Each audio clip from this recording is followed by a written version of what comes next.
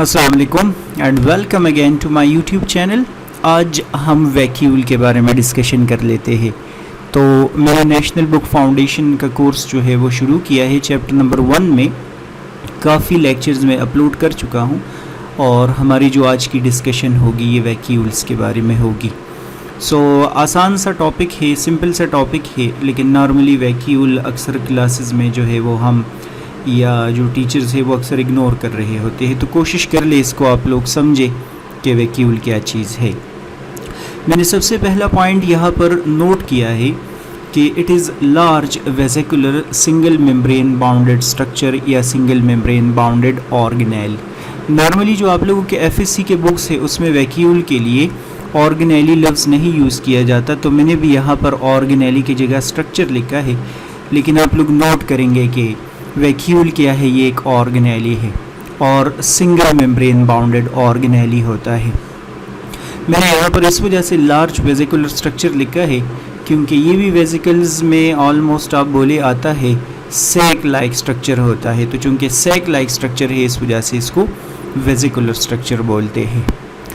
Next point मैंने लिखा है कि this vacuole originate from Golgi complex and endoplasmic reticulum. आप लोगों ने पढ़ा है कि गोल्जी कॉम्प्लेक्स और एंडोप्लाज्मिक रेटिकुलम से ट्रांसपोर्ट वेसिकल्स जो है वो इमर्ज हो रहे होते हैं। तो जब ट्रांसपोर्ट वेसिकल्स इमर्ज होते हैं वहीं से आप समझे कि वैक्यूल बन जाता है। गोल्जी कॉम्प्लेक्स और एंडोप्लाज्मिक रेटिकुलम से बनता है। ठीक है, मैंने लिखा है कि it is part of the endomembrane system.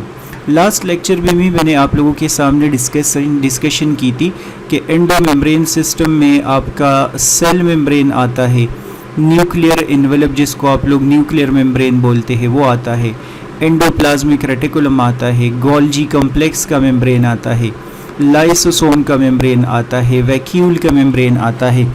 आप समझे इन सब मेम्ब्रेन का सोर्स एक ही है, ये सारे का सारा है। माइटोकॉन्ड्रिया आप समझेंगे एंडोमेम्ब्रेन सिस्टम, माइटोकॉन्ड्रिया का मेम्ब्रेन जो है वो इधर से नहीं आता। क्लोरोप्लास्ट का मेम्ब्रेन इनसे नहीं बनता, इसका सोर्स अलग है। पेरोक्सिसोम और ग्लाइऑक्सिसोम के मेम्ब्रेन्स जो है उसके सोर्सेज अलग है, वो साइटोप्लाज्म के अंदर बनते हैं, खुद ब खुद बन रहे होते हैं वो। और ये आप समझे कि सब का मेम्ब्रेन का सोर्स एक है। तो चूँकि ये एंडोप्लाज्मिक रेटिकुलम से बन रहा है तो इसको बोलते हैं हम एंडोमेम्ब्रेन सिस्टम का हिस्सा है। नेक्स्ट मैंने लिखा है कि it is present in plant cells, animal cells and some protist. Vacuole सारों में पाया जाता है, प्लांट सेल्स में भी होता है, एनिमल सेल्स में भी होता है और प्रोटिस्टा के कुछ मेंबर्स में भी होता है। स्पेशली यूनिसेलुलर प्रोटिस्ट के अंदर तो वैक्यूल ज़रूर मौजूद होता है। हमने क्या करना है, हमने इन तीनों ऑर्गेनिजम्स में जो वैक्यूल का फंक्शन है, रोल है, वो डिस्कस करना है। Vacuole perform variety of functions in different kinds of cells. हर जगह इसके डिफरेंट फंक्शंस है। Food vacuole is found in animal cells. It is found by phagocytosis and is involved in intracellular digestion. आप लोगों को lysosome वाला topic अगर in case याद हो ना तो उसमें डिस्कस किया था कि ये एक लार्ज सेल है, ये क्या करता है, ये बाहर से इस फूड को इनगल्फ कर देता है और अंदर की तरफ लेके आता है। तो जब ये वाला सेल बाहर से फूड को इनगल्फ करके इनसाइड की तरफ लेके आता है, इसको हम क्या नाम देते हैं, इसको हम फूड वैक्यूल नाम देते हैं। फूड वैक्यूल आप समझे सेल के अंदर आ रहा है, एब्जॉर्ब हो रहा है, सेल के इनसाइड आ रहा होता है। ठीक है, और वहाँ पर फिर डाइजेस्ट होगा। Fresh water protist, fresh water protist किस चीज़ के बारे में जिक्र कर रहे हैं, अमीबा का बता रहे हैं आपको या पैरामीशियम के बारे में आपको बता रहे हैं। contains contractile vacuole which is responsible for osmoregulation। Book में डिस्कस किया है कि ये वैक्यूल जो है ये क्या करता है, ये साल्ट और water contents of the body को रेगुलेट करता है। यहाँ पर मैंने उसको शॉर्ट फॉर्म में लिखा है। साल्ट और वाटर को रेगुलेट करने के लिए हम ऑस्मो रेगुलेशन लफ्ज़ यूज़ करते हैं। तो वैसे कभी कभार आप लोग गलती से बोलते हैं कि कॉन्ट्रैक्टाइल वैक्यूल जो है वो एक्सक्रीशन के लिए यूज़ होता है। एक्सक्रीशन तो हम नहीं बोल सकते, हम बोलेंगे ऑस्मो रेगुलेशन। साल्ट और वाटर कंटेंट्स को क्या करते हैं, ये रेगुलेट कर रहे होते हैं। इसके बाद मैंने नेक्स्ट लिखा है प्लांट वैक्यूल की बात कर लेते हैं। प्लांट में जब हम यंग सेल्स की बात करते हैं तो उसमें वैक्यूल अलग होगा, और जब हम बात करते हैं मैच्योर प्लांट सेल्स की तो उसमें वैक्यूल जो है उसका रोल अलग होगा। तो हम प्लांट वैक्यूल देखते हैं, लिखा है कि in plant small vacuole can hold reserve और of important organic compounds such as protein stored in the storage cells in seed. ये आप समझे कि बात कर रहे हैं सीड्स के अंदर कि जो वैक्यूल होते हैं जब वो सीड्स के अंदर मौजूद होते हैं तो उसका काम क्या होता है, ऑर्गेनिक सब्सटेंसेस को स्टोर करना, ऑर्गेनिक कंपाउंड्स को स्टोर करना। कौन से ऑर्गेनिक कंपाउंड्स को स्टोर करना, स्पेशली प्रोटीन जो है एक एग्जाम्पल डिस्कस किया है कि वो वैक्यूल के अंदर स्टोर हो रहा होता है। तो एक प्लांट वैक्यूल का फंक्शन ये हो गया। जो दूसरा रोल है, वैक्यूल में also help protect the plant against herbivores by storing compounds that are poisonous या toxic। ये जो प्लांट वैक्यूल होते हैं इसमें ऐसा होता है कि ये कुछ पॉइजन या कुछ टॉक्सिन्स अपने पास स्टोर करते हैं।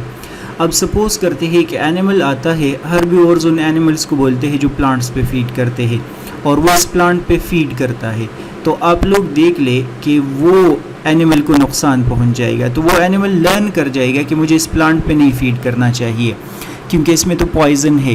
तो ये सारे का सारा क्रेडिट किसको जाता है, वैक्यूल को, कि वैक्यूल ने टॉक्सिन्स को स्टोर किया है, पॉइजन को स्टोर किया है एनिमल्स से बचने के लिए। ठीक है, अब जब हम यंग सेल्स की बात करते हैं तो उसमें तो आप लोगों ने पढ़ा है कि छोटे छोटे वैक्यूल्स मौजूद होते हैं। जब हम मैच्योर प्लांट सेल्स की बात करते हैं तो लिखा है कि mature plant cells contain a large central vacuole which developed by the union of smaller vacuole। छोटे छोटे ये वैक्यूल सारे के सारे कंबाइन हो जाएंगे और कंबाइन होकर ये एक लार्ज वैक्यूल बना देंगे। ठीक है, सेल के अंदर, मैच्योर प्लांट सेल के अंदर एक ही लार्ज वैक्यूल होगा। ये क्यों बना है, उसके अंदर क्यों मौजूद होता है, तो यहाँ पर मैंने लिखा है कि वैसे उसको टोनोप्लास्ट बोलते हैं। इसकी तरफ आते हैं, मैंने लिखा है कि the solution inside central vacuole called cell sap is the plant cell's main reservoir of inorganic ions such as potassium and chloride। ये जो लार्ज वैक्यूल है, लिखा है कि इसका एक फ़ायदा क्या है, इसके अंदर साल्ट और वाटर का सोल्यूशन होता है और उस साल्ट और वाटर के सोल्यूशन को सेल सेप बोलते हैं। और उस सेल सेप में क्या होता है, बहुत सारे इनऑर्गेनिक सब्सटेंसेस मौजूद है, पोटाशियम भी मौजूद होता है और यहाँ पर क्लोराइड भी मौजूद होता है। तो पोटाशियम एंड क्लोराइड दोनों सेल सेप के अंदर मौजूद है और ये एक सिंगल मेम्ब्रेन बाउंडेड स्ट्रक्चर होता है। ठीक है, इसी के साथ साथ ये पॉइंट मैंने यहाँ पर लिखा है ये वाला कि वैक्यूल के मेम्ब्रेन को हम क्या बोलते हैं, टोनोप्लास्ट बोलते हैं। और टोनोप्लास्ट आप लोग याद रखेंगे कि ये सेमी परमिएबल मेम्ब्रेन होता है, कुछ चीज़ों को ये अलाउ करता है, कुछ चीज़ों को ये अलाउ नहीं करता। ठीक है, अच्छा, सो सेंट्रल वैक्यूल का एक फ़ायदा ये हो गया। जो लार्ज सेंट्रल वैक्यूल है उसका दूसरा फ़ायदा ये है कि the central vacuole play a major role in growth of the plant which in large as the vacuole absorb water enabling the cells to become larger with the minimal investment in new cytoplasm। आप लोग देखिए ना, cell का size आप लोग समझे इतना है अभी। ठीक है, ये वैक्यूल है, वैक्यूल के अंदर जब वाटर आता जाएगा तो ये वैक्यूल एक्सपेंड होता जाएगा और जब ये वैक्यूल एक्सपेंड होता जाएगा तो आप देख ले कि अल्टीमेटली उसके सेल क्या होता जाएगा, एक्सपेंड होता जाएगा। तो समहाउ आप समझे कि इसकी वजह से ग्रोथ हो रहा है, इसकी वजह से प्लांट का साइज़ इंक्रीज़ हो रहा है, ग्रोथ अकर हो रहा है। क्यों? क्योंकि असल में उसमें बार बार वाटर आता है और वाटर की वजह से वैक्यूल इनलार्ज होगा, वैक्यूल इनलार्ज होगा तो पूरे का पूरा सेल जो है वो लार्ज बनता जाता है। तो ये लार्ज वैक्यूल का दूसरा फ़ायदा है। जो इसका तीसरा फ़ायदा होता है, the central vacuole play a major role in mechanical support by maintaining turgor pressure. ये देखिए, ये एक सेल है हमारे पास, इस सेल के अंदर ये वैक्यूल है।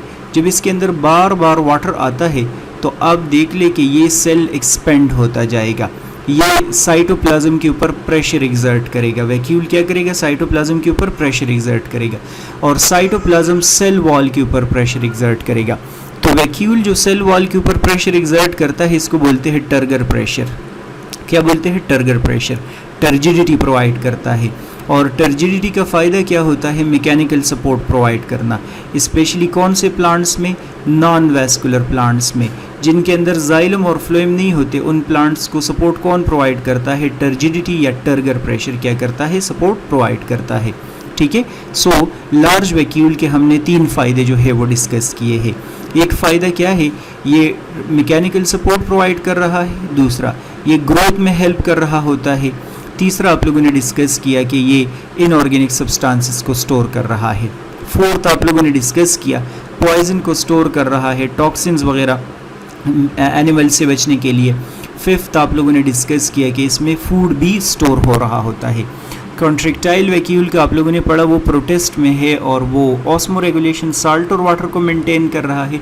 फूड वैक्यूल आप लोग पढ़ रहे हैं कि वो क्या कर रहा है, वो फूड जो है वो उसको इनगल्फ करता है और उसके डाइजेशन में रोल प्ले कर रहा होता है, ठीक है। सो ये है इसके हवाले से बातें।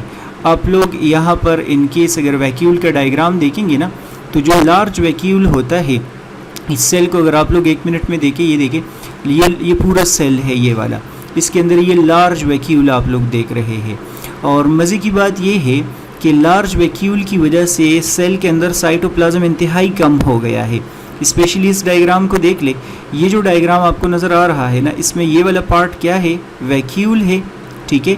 ये जो पार्ट आप लोग देख रहे हैं ये क्लोरोप्लास्ट है, ये जो पार्ट आप लोग देख रहे हैं ये न्यूक्लियस है, न्यूक्लियस को इधर उधर कर दिया गया है, ये भी क्लोरोप्लास्ट है और ये भी क्लोरोप्लास्ट। पीछे जो बच गई है ये खाली जगह जहाँ पर मैंने उसको हाईलाइट नहीं किया, ये साइटोप्लाज्म है। तो देख ले लार्ज वैक्यूल की वजह से साइटोप्लाज्म कितना ज़्यादा कम हो गया है, इंतहाई ज़्यादा नैरो हो गया है, ठीक है। सो ये इसके हवाले से आसान सी बातें हैं, सिंपल सी बातें हैं। लाइक सब्सक्राइब शेयर करना है तो कर दे, अपने फ्रेंड्स के साथ भी कर दे और कमेंट्स में मुझे बताएंगे कि अगर कोई मसला हो तो। नेक्स्ट वीडियो लेक्चर आप लोग देख लें। गुड बाय, अल्लाह हाफिज़।